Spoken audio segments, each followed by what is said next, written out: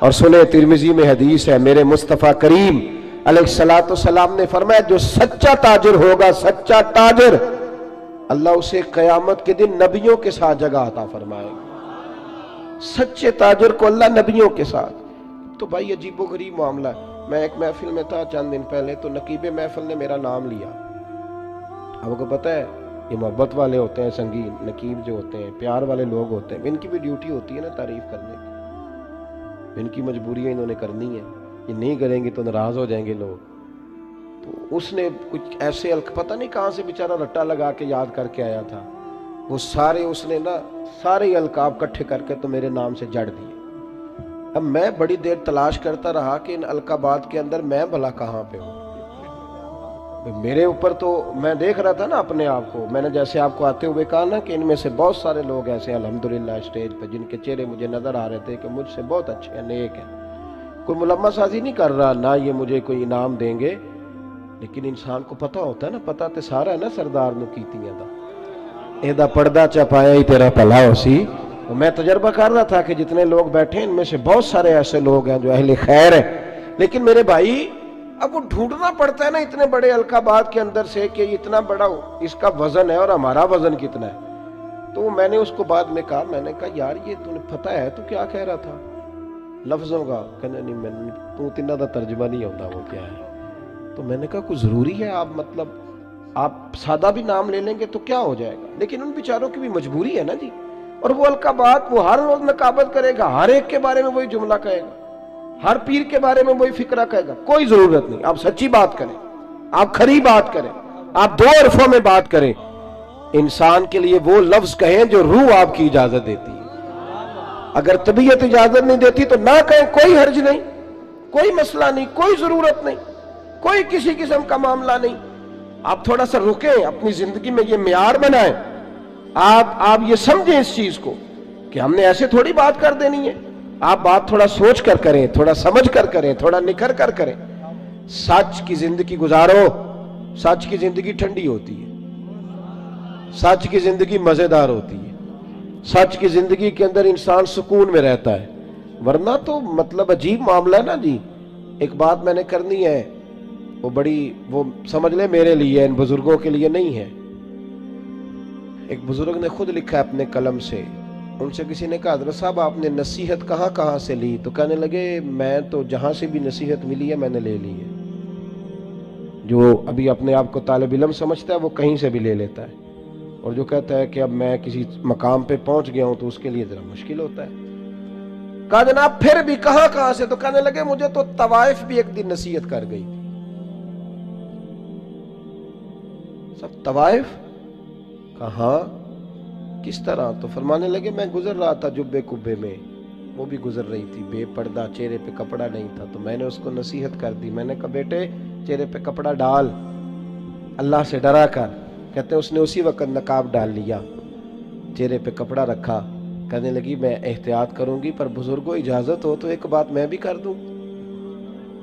कहते हैं मैंने कहा बेटे कर लो। तो कहने लगी हजरत साहब मैं जो हूं ना मैं वही कहलाती हूं, आप भी बतलाइए जो आप कहलाते हैं वो हैं आप? जो आप कहलाते हैं, जो आपको कहा जाता है वो हैं आप? मैं जो हूं ना मैं वही कहलाती हूं। फरमाते मुझे तो वजद हो गया उसकी बातों पे, मैं चीख पड़ा, गश खा के गिरा, और मैंने कहा नहीं पुत्र, लोग मुझे जो कहते हैं वो मैं हूं नहीं। बड़ी सारी चीजें ऐसी हैं कि जो लोग कहते हैं पर मेरे अंदर पाई, मैं तो अपनी वेस्टकोट सीधी करने लगता हूं ना जब मेरी तारीफ हो रही होती है। मेरा तो दिल करता है कि शिमला थोड़ा और ऊंचा होना चाहिए। भाई सच की बात करें, खरी बात, पक्की बात। याद रखें कि जब पर्दे सुबह कयामत खुलेंगे तो फिर हालात मुश्किल होंगे। आप सच्चे रहें, सच्चाई का सफर करें। कुरान मजीद ने कहा या अय्युहल्लज़ीना आमनुत्तकुल्लाह वकूनू मास्सादिकीन, अल्लाह से डरो, और अगर सोबत इख्तियार करनी हो तो सच्चे लोगों की करना, झूठों के करीब ना जाना, सच्चे लोग, सच्चे खरे। सुनिए इब्ने हशाम ने क्या लिखा है, सच का मियार कितना बुलंद होता है और ये कुर्बानी कितनी मांगता है। हजरत अस्मा बिनते अबी बकर सिद्दीक رضی اللہ تعالی عنہ فرماتی ہیں کہ میرے ابا جی نا میری ڈیوٹی لگا کے گئے تھے کہ بیٹے میں حضور علیہ السلام کو لے کے غار ثور میں جا رہا ہوں تو میرے نبی کریم کو نا تازہ کھانا ملنا چاہیے۔ یہ محبت کا لفظ بولنا بڑا آسان ہے پر اس کی پاسداری بڑی مشکل ہے، اوہو بڑی مشکل۔ تازہ کھانا، آج نا حاجی سویرے سویرے جاتے ہیں عمرے والے اور صبح صبح 2-4 بوتلیں لے جاتے ہیں، غار ثور پہ جا رہے ہیں۔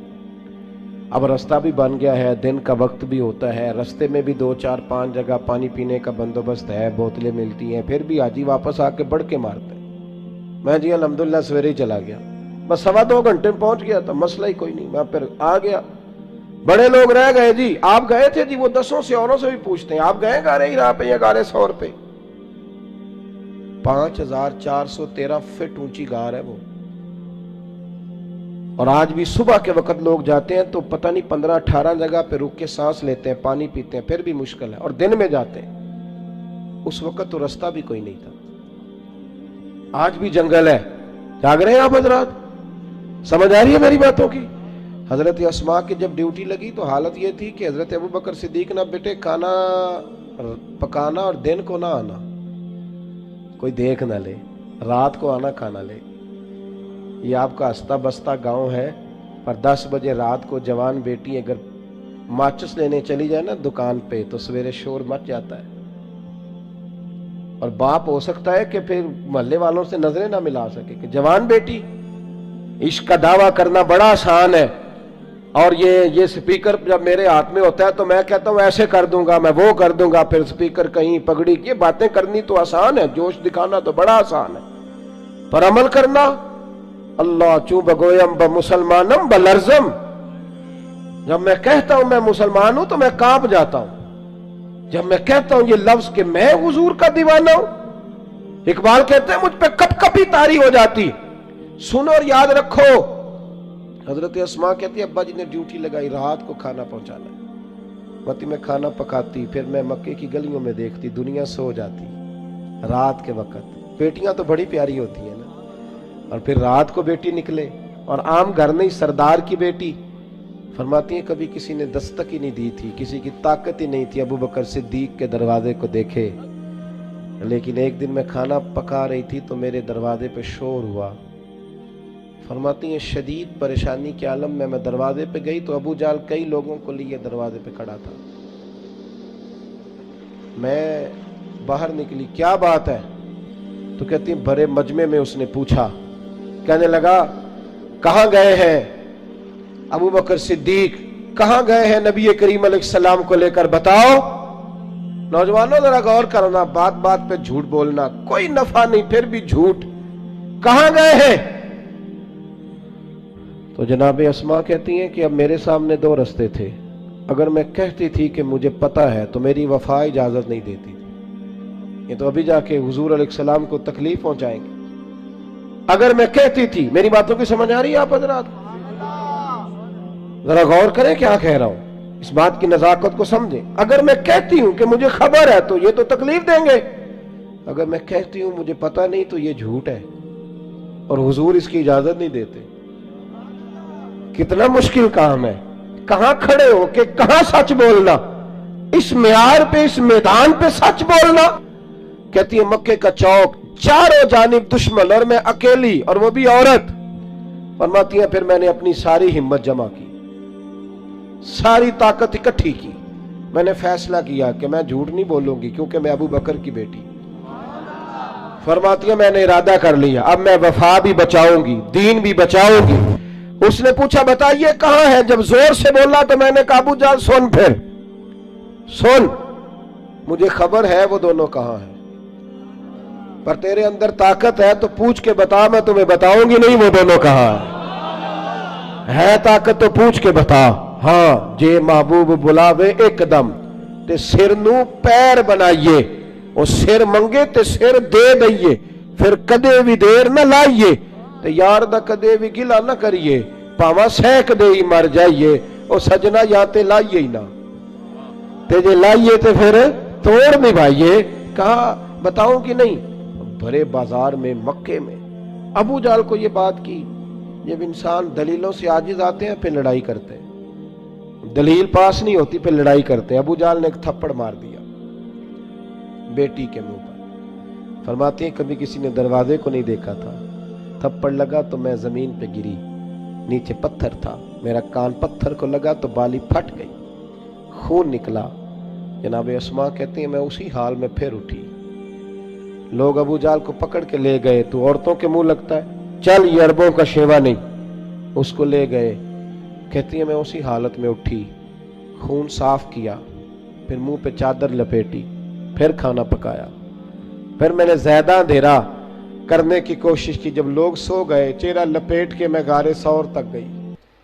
फरमाती हैं जब मैं वहां पहुंची तो पहली नजर जनाब सिद्दीक अकबर की लिपटे हुए चेहरे पे पड़ी। पुत्र खैर है, तभी ये ठीक है। पता है ना, बेटी तो रात को टेलीफोन पे सही बात ना करे तो अब्बा सो नहीं सकता सारी रात। पता नहीं उन कुड़ी की गल है, बोली नहीं सही। कहती है हजरत सिद्दीक अकबर फरमान, क्या हुआ? कुछ नहीं अब्बा जी, मैं खाना लाई हूं। बेटे खाना छोड़, माजरा क्या है वो बता। कुछ नहीं अब्बा जी। जब 2-3 दफा पूछा तो नबी करीम अलैहिस्सलाम ने फरमाया, अस्मा बताती क्यों नहीं? अबू बकर परेशान है। तो कहती है मैंने वो कपड़ा हटाया तो खून फिर बहने लगा। क्या हुआ? अर्ज की हुजूर आज अजीब दोराहा था, सच भी बचाना था और वफादारी भी बचानी थी। अजीब मामला था, सच भी बचाना था और वफादारी भी। हुजूर अल्लाह ने फजल किया है, मेरी दोनों चीजें बच गई, सच भी वफा भी। मैं बचा करके आई हूं। हुजूर उसने थप्पड़ मारा है तो कान फट गया है। हजरत सिद्दीक अकबर की आंखों में भी आंसू चमके, पर कुर्बान जाएं जो दुआ मेरे नबी पाक ने दी ना, तो फरमाते आंखों में आंसू थे पर लब मुस्कुराने लगे। हुजूर ने हाथ उठा के फरमाया, ए अल्लाह मैं अबू बकर से राजी हूं, तू भी इससे राजी हो जा। ए अल्लाह मैं राजी। ओ भाई, उन्होंने तो सच के रास्ते में मार खाई। यहां क्या आलम है? हमारे अखलाकियात शुरू इस बात से होते हैं कि हम बड़ी लच्छेदार बात करते। अखलाकियात का माना यह है कि हम लोगों को शीशे में उतारने का फन जानते। अखलाकियात का माना यह है कि हम दूसरे की नफ्सियात पे सही कब्जा जमा लेंगे। पहला मामला इखलाक का, पहला जो सच बोलना, दयानतदारी से रहना।